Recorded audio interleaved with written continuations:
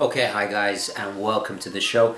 And today we're going to be doing another episode of Wristwatch Talk WWT, and we are joined by the NYPD. Anyway, before we get into this episode, I am indeed doing a Schwarzkopf, and for those of you new to the channel, I call this doing a Schwarzkopf. This is in honor of General Schwarzkopf. He used to wear two watches, so today I have beautiful Reisman, courtesy of Jack 1979. And my Squale Heritage, which I have missed actually since the new Squale has arrived, but I thought I'd put it back in rotation. So a really cool combination. I can check my barometer on here, and gives me a little pressure reading, and I can kind of look outside and give my own weather forecast. And then of course I have a diver, so a really robust twosome, and I think it's just a great combination. Anyway guys, so wristwatch check done. Let's get into this video.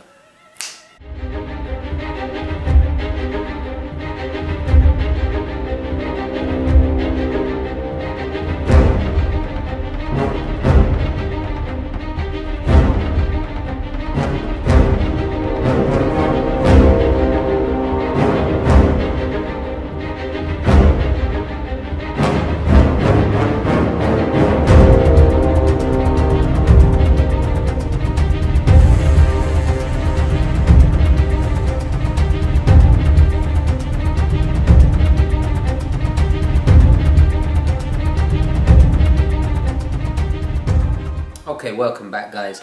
Now, today we're going to be looking at Breitling, or as I refer to them, Bretty. I tend to do that. I tend to shorten things and put a Y on the end. Now before we take a look, I just want to kind of go over what I was looking for, and I've been asking you guys, so I'm looking for a Breitling, and my specifications are I would like to have it below 40 millimeters. Just because that's the size that suits me. I have very skinny wrists, so that's what really suits me. And there's fantastic suggestions, and I want to just quickly thank everybody. And also today I want to do a reverse wristwatch check. If you're a regular follower of the show, you'll know that I do a wristwatch check in almost every video. Sometimes I forget, but most of the time I do it just because I want to share with you guys what I'm wearing. But today I would like to do a reverse wristwatch check. So please, before you watch the rest of the video, please just quickly in the comments write down your wristwatch check. What are you wearing while you're watching this? I'd really like to hear that, just out of curiosity really. Also, I kind of want to gauge what the spread is of wristwatches, you know, like I would like to know what the majority of the people watching this wear, and I'm just curious. So please guys, whatever's on your wrist, if you've got two on your wrist, write that down. Don't put your whole collection, just write down in the comments below what wristwatch you are wearing. And I think, you know, that would be a cool thing, reverse wristwatch check. Anyway, so without further ado, let's switch perspectives and have a look at what your top recommendations have been. Okay guys, let's have a closer look. Okay guys, now here we are having a closer look at one of your top recommendations, which was the Breitling Transocean chronograph 38. Now of course, you know, I'm always learning, and I've got to admit I was not familiar with this model because I had just presumed, like most Breitlings, that it was, you know, over 42 millimeters or above. And I've got to say, this is absolutely gorgeous, and one of the most, and I can't believe I'm saying this, but one of the most classiest looking chronographs I've seen in a long time. I mean, just look at that. Look at that. Let's just have a zoom in. It's absolutely gorgeous. Look at that. Very kind of retro feel. I love the pushers that have very similar pushers to my Speedy. It kind of gives it a more retro feel, and I've got to say I really like it. There's a gorgeous bicompact version here with this blue dial. Let's figure out prices, and let's see, you know, actually there's a good wrist shot. We should have a closer look at this. Yeah, this is obviously a larger wristed guy, but on me it's gonna look normal, you know. But gorgeous, absolutely gorgeous. And funny enough, it reminds me of some of the high-end blank pan that I was quite taken by. There is even, if we have a look at this one, let's zoom in a bit. This one has a perpetual calendar and a moon phase. Absolutely stunning. I mean, I almost don't need a horology piece with looking at that, but let's see how much these are.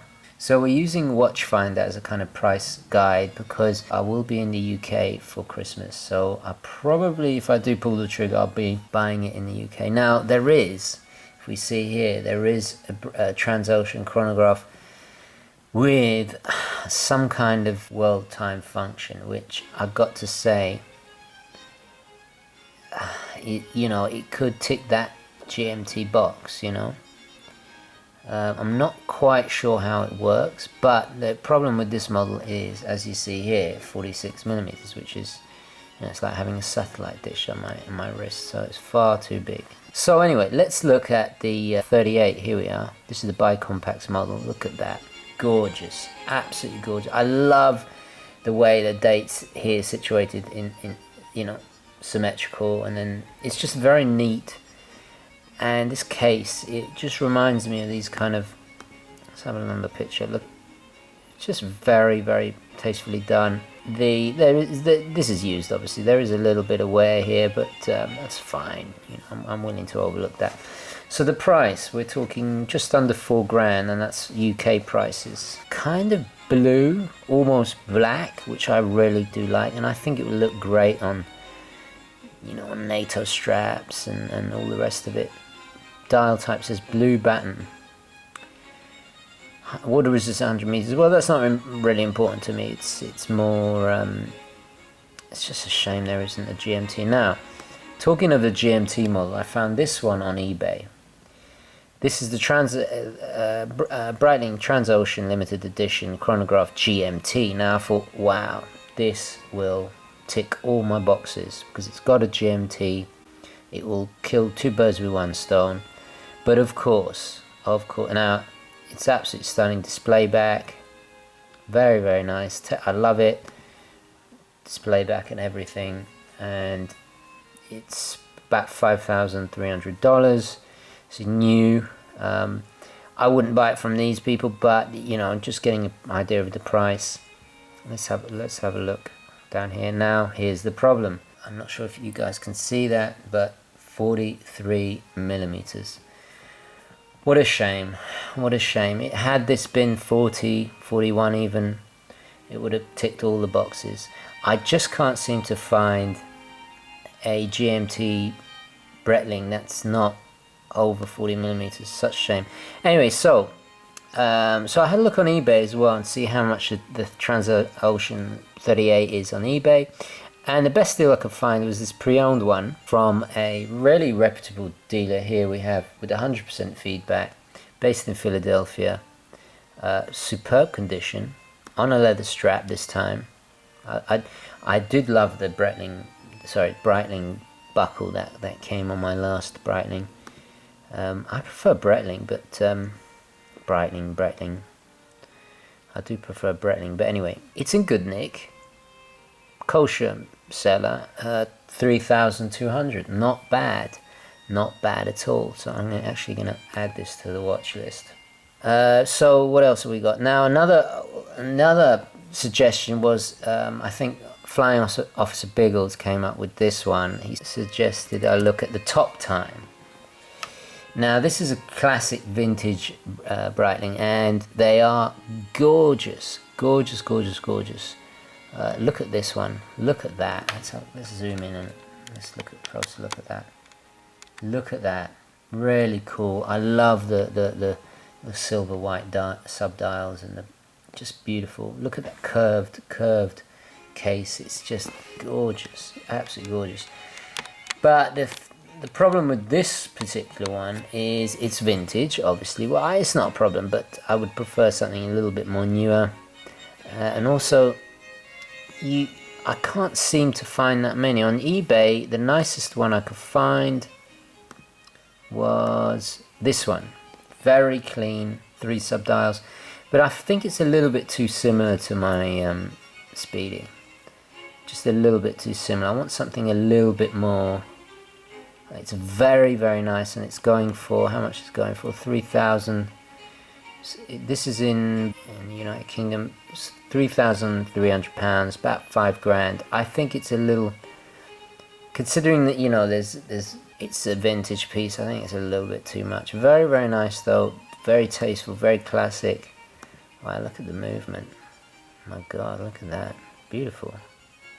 Absolutely stunning. But yeah, it's a little bit too much.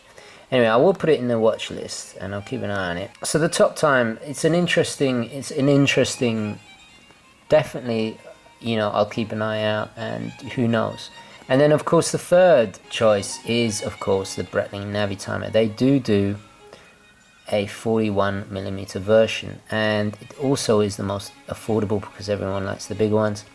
So I had a look at Watchfinder, and they're going for about £3 grand. Very classic, 40 mils. This is probably the safest investment wise because everyone wants a Navitimer, and I think that it's 41.8. It is pushing it, but I can get away with this. I can, you know, because I have tried a Breitling, this particular model. This is the A23322. It wears like a 40, a big 40, and I do like the blue dial. It's a pretty, you know, I can stretch to this amount, so it does tick a lot of boxes. I wish it was.